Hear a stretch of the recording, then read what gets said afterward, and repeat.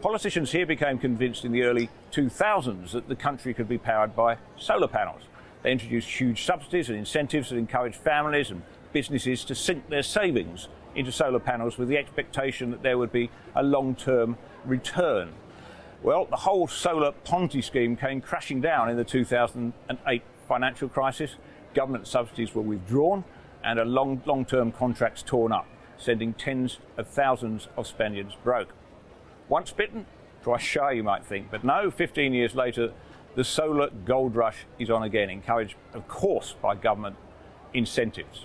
Spain now has 30 gigawatts of solar power installed. That's 30 gigawatts installed. We know that the actual output of that is probably about a quarter of that figure at best.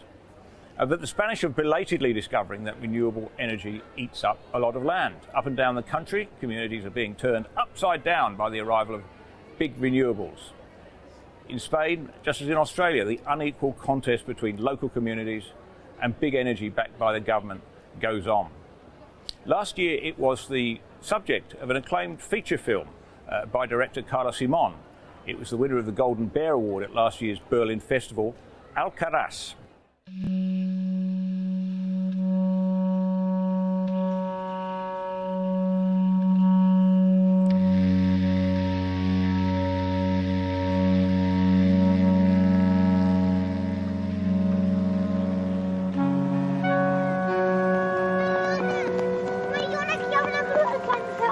Com una grua? Sí, una grua enorme, sí, sí.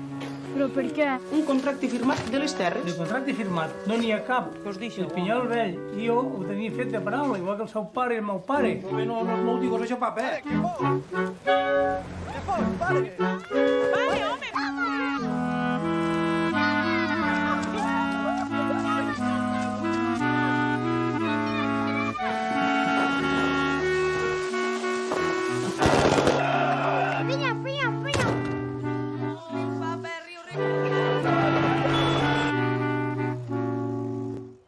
Well, I'm suggesting we make the Australian version of that in Rye Park in the Yass Valley. Hello, Rosemary, if you're watching. All that pain, of course, for no gain. After tens of billion dollars have been invested in the last 20 years, what's to show for it? Well, let me tell you what the energy mix in Spain has been for the last 12 months.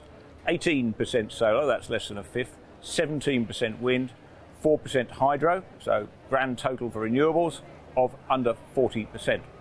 For the rest, it's 18% gas, 2% coal, and 22% nuclear power.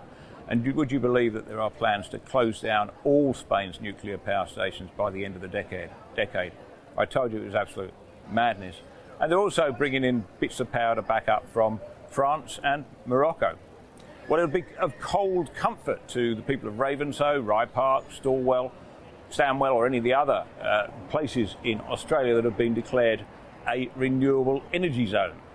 It'll be a cold comfort to you to know that you are part of a global community of people who wear the cost of the elite's crazy vision.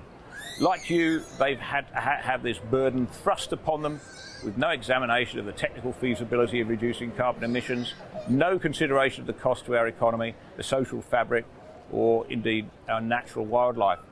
The people who are afflicted by these renewable projects live exclusively in the no zone. That's 4/5 of Australia in electorates that voted no to the Voice at the last election. None of these giant projects is happening in any of the 32 metropolitan electorates that voted yes to the Voice. Why hasn't there been any true local involvement in this decision making? Why not ask the Australian Electoral Commission perhaps to conduct local plebiscites? After the emphatic result on October the 14th, I suspect we know why.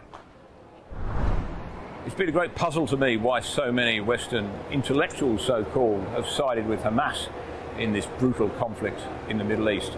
They have all the evidence before them in their mobile phones. They can see the atrocities that are being committed, but so ideologically driven are they that they've backed the terrorists. And here in Granada, well, it's not immune. It's a town with a fair immigrant population, but more than that, there are a lot of people, a lot of Spaniards, young Spaniards, who automatically want to side with the terrorists. In a moment, I'll be talking to Frank Vrede, who'll be explaining this strange phenomenon to me from Brussels.